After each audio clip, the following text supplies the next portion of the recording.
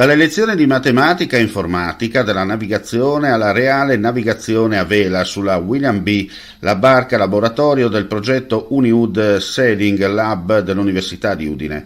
È l'esperienza vissuta dagli studenti dell'ultimo biennio del liceo scientifico Manzini di San Daniele del Friuli e della scuola superiore italiana di Rovigno in Croazia, grazie al progetto Le Scienze della Vela del Dipartimento di Scienze Matematiche, Informatiche e Fisiche dell'Ateneo Friulano.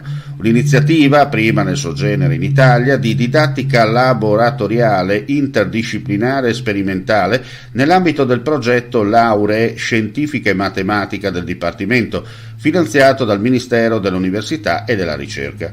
Il progetto ha integrato in un unico percorso lezioni teoriche e pratiche, quest'ultime svolte durante la navigazione in barca a vela. In classe i ragazzi si sono occupati di matematica e geometria della navigazione, ma anche di informatica applicata alla navigazione a vela, specie delle applicazioni Internet of Things. È stata inoltre analizzata la strumentazione digitale realizzata dagli studenti e dai docenti della barca laboratorio per monitorare e studiare i dati rilevati durante il tragitto.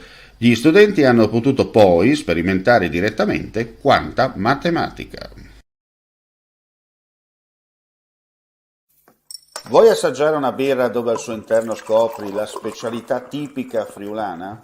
Lumi Beer, il prodotto ricavato in 20 ettari di terreno coltivato orzodistico, biodiversità, performance ambientale.